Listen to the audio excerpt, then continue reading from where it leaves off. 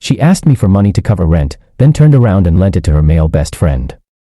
I just smiled, but when she came back weeks later, looking for more, what she found instead ended everything. I'm the kind of guy who believes that in a relationship, you're a team. You help each other out when things get tough. At least that's what I thought until about a month ago. Now I realize that for some people, you're not a teammate, you're just a resource they haven't drained yet. My girlfriend Jenna and I had been together for about a year. We didn't live together, which was a conscious choice. I liked my space, she liked hers. It worked, or so I thought. About a month back, she called me, and she was in a total panic. She was crying, saying her boss had cut her hours at the last minute and she was going to be short on rent. She said she was about $1,200 short and her landlord was a real jerk who didn't accept late payments. She sounded genuinely distressed. I don't know what I'm going to do, she said between sobs. He's going to evict me. I'm so embarrassed to even ask, but could you possibly help me out? I'll pay you back with my next 2 paychecks, I swear. I'm not made of money, but I'm careful with it. I had savings, and I cared about her. The thought of her getting kicked out of her apartment made my stomach turn. Of course, I was going to help. Don't worry about it, I told her. I've got you. We're a team, remember? I transferred the $1,200 to her account that same day. The relief in her voice was huge. She couldn't thank me enough. I felt good about it. I felt like I'd done the right thing for someone I loved. Fast forward about a week. I was out for a beer with a mutual friend, Mark. We were just catching up when he mentioned Jenna's best friend, a guy named Leo. I was never a huge fan of Leo. He always seemed like one of those guys who never quite grew up, always chasing some get-rich-quick scheme or a new passion that required expensive gear. Mark said, "Man, Leo is lucky to have a friend like Jenna. Did you see that new camera he bought? He's been wanting it for months. Told me Jenna floated him the cash so he could finally get it. Must have been over $1,000. I just sat there holding my beer and my brain kind of short-circuited. I tried to keep my face neutral. Oh, really? That's cool. When did he get that? Mark took a sip of his beer. I think like last Tuesday or Wednesday. He was posting pictures with it all over his social media. The same day I sent Jenna the rent money. It all clicked into place. The sob story. The panic. The exact amount. It wasn't for rent. It was for Leo. She had played me. She took money I worked hard for. Money she claimed she desperately needed to keep a roof over her head and handed it right over to her deadbeat best friend so he could buy a new toy. I felt a surge of anger so hot it almost made me dizzy. But I pushed it down. I wasn't going to explode. I wasn't going to call her screaming. What good would that do? She'd just cry, make up another lie, and turn it around on me for not trusting her. No, this required a different approach. When I saw her that weekend, I didn't say a word about it. I just smiled. She was all smiles too, telling me how her landlord was so relieved she paid on time. I just nodded along, listening to the lies pour out of her mouth. And in that moment, I knew we were done. The relationship was over. She just didn't know it yet. I decided right then that I was going to get my money back. Not just the money, but I was going to get the truth out in the open. She used me, and she used my trust as a weapon against me. The only way to deal with someone like that is to let them walk right into a trap of their own making. I knew, as sure as I was sitting there, that she'd be back for more money eventually. People like Jenna and Leo are always in a crisis. Their lives are a revolving door of self-inflicted emergencies. All I had to do was be patient and wait. And when she came back, I'd be ready. Update 1: It's been about 5 weeks since the whole rent money incident. For the past month I've been playing a very careful game. I didn't pull away completely, but I subtly started to change the dynamic between us. When she'd suggest going out for a nice dinner, I'd say I was trying to save money and suggest we cook at home. When she'd drop hints about some new shoes she wanted, I conveniently changed the subject. I was slowly turning off the financial tap, making myself seem less like an open wallet. I needed her to believe I was just being frugal, not that I was onto her. As I predicted, the financial problems in her life started to pile up. Without my casual funding of our dates and her constant funding of Leo's lifestyle, her budget was clearly getting tight. I could see the stress building in her. And then last Tuesday, I got the call I had been waiting for. It was Jenna, and she sounded even more frantic than last time. "You are not going to believe my luck," she started, her voice already shaky. "My car just completely died on the highway. I had to get it towed, and the mechanic just called. The transmission is shot. It's gonna be at least $900 to fix. I don't have it. I literally don't know how I'm gonna get to work." It was almost comical. The second verse of the same song. She hit all the right notes. The sudden disaster, the specific amount of money needed, the helplessness. She finished with the line I knew was coming. "I hate to ask you again, I'm so embarrassed, but could you possibly help me out? I'm desperate."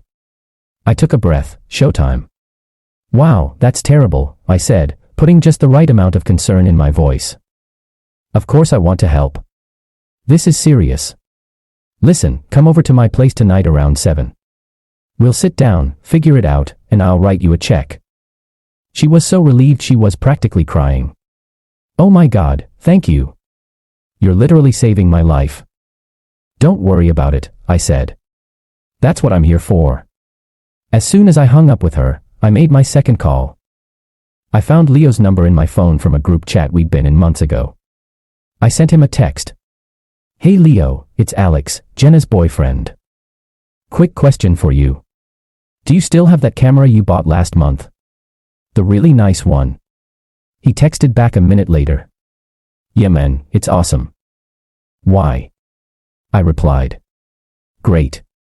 I'm thinking of getting into photography and I'd love to see it. Maybe get your opinion before I buy one. Would you be able to swing by my place tonight around 7:15? I'll buy you a beer for your trouble." He jumped at the chance to show off his gear and get a free beer. "For sure, dude. See you then." The trap was set. That evening I was calm.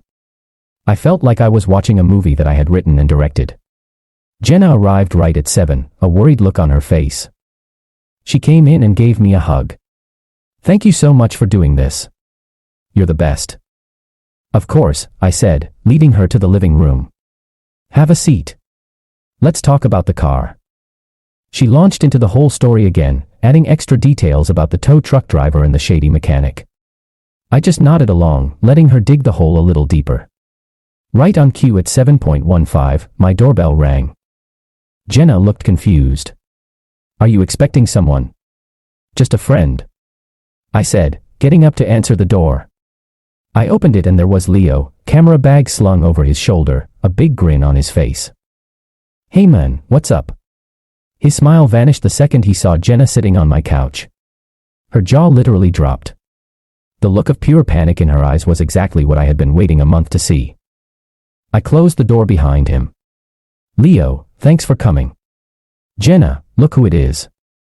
What a coincidence. They both just stared at each other. Then at me. They knew something was wrong. I walked back to the center of the room and looked at them both. I didn't raise my voice. I just stated the facts. "Jenna, you came here tonight because you need $900 to fix your car. That's a tough spot to be in. Especially since you're still paying me back the $1,200 I lent you for rent last month." I paused, letting that hang in the air. "The thing is," I continued, turning to Leo. "I was talking to here and he just bought this amazing new camera. Cost about $1,200 I think. He bought it the same day you were having your rent emergency, Jenna." Jenna's face went white.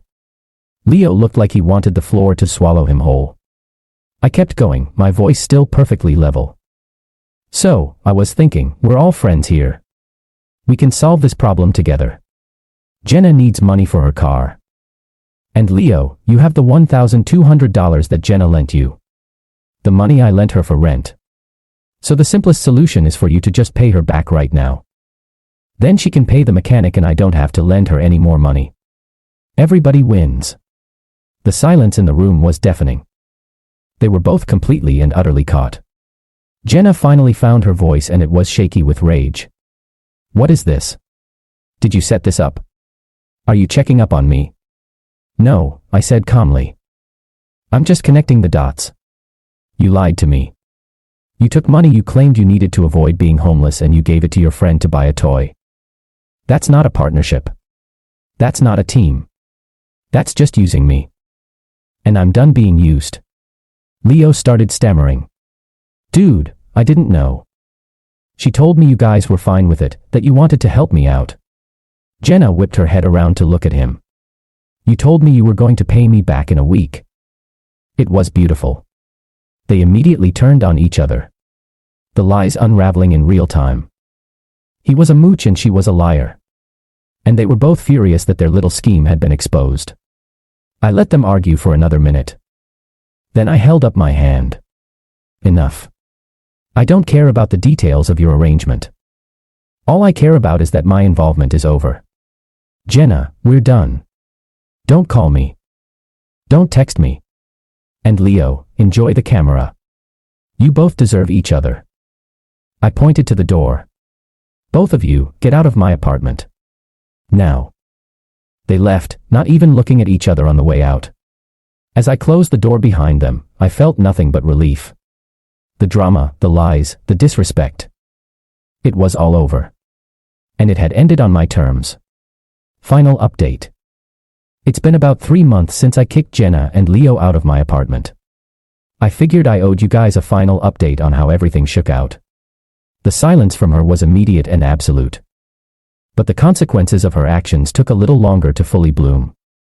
First off, after that night, I blocked her number and all of her social media accounts. I wanted a clean break. No chance for her to try and spin some new sob story. A couple of weeks later though, I started getting texts from her friends, mostly her best friend Amy. They were all the same. Jenna is a mess. You were so cruel to her. You humiliated her. She made a mistake. You need to talk to her.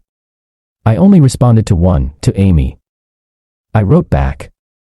Jenna lied to me and took $1,200 under false pretenses. She prioritized her friend's new toy over her own financial security and our relationship's trust. What happened was not cruelty. It was a consequence. Please don't contact me about her again. The messages stopped after that. But the part 1 note you're waiting for is about the money. I wasn't gonna just let $1,200 go. It wasn't about the amount. It was about the principle of the thing. She didn't just take my money. She stole my trust. So I took a half day off from work and went down to the county courthouse. I filed a small claims case against her for the $1,200. In the filing, I was factual. I attached a copy of the bank transfer from my account to hers. I attached a printout of the text messages where she asked for rent money and promised to pay me back. I even attached a screenshot of one of Leo's public social media posts where he thanked an unnamed angel for the cash for his new camera, posted the day after I sent the money. The evidence was straightforward. A court date was set for about a month later. She was served the papers. I honestly didn't know if she would show up. Part of me almost hoped she would, just to see what kind of story she would try to tell a judge. She didn't show up. I stood there in the courtroom, presented my evidence to the judge, and because she wasn't there to contest it, I won a default judgment for the full amount plus my court filing fees. I now had a legally binding document that said she owed me the money. Getting the money from a judgment isn't always easy, but her actions made it simpler. I knew where she worked. I filed for a wage garnishment. It took a few weeks for the paperwork to go through, but then it started. A certain percentage of her paycheck was automatically sent to me every 2 weeks until the debt was paid in full. There was nothing she could do about it. Every payday, she got a little reminder of the consequences of her lie. As for her life, I've heard bits and pieces through the grapevine. Her friendship with Leo completely imploded, just as I expected. He never paid her back, and once her personal bank, me, was no longer open for business, he lost interest in being her best friend. He was a user, plain and simple. Without my help, and with a chunk of her paycheck being garnished to pay me back, Jenna's financial situation got really bad. The car trouble she had invented became a real problem when she couldn't afford other repairs that came up. About a month ago, Mark told me that she had to break her lease, pay a massive fee, and move back in with her parents in another state. So in the end, her lie became her reality. She cried to me about the fake threat of losing her apartment, and just a few months later, she actually did lose her apartment because of the real consequences of that lie. She lost her boyfriend, her best friend, her financial independence, and her place to live. All for a camera. I got my last garnishment payment about a week ago. The full 1,200 plus fees. It's not even about the money, it's about the fact that I refuse to be a victim. I didn't yell, I didn't rage, I just calmly and legally held her accountable. She thought I was a pushover, an easy mark. She found out I'm not.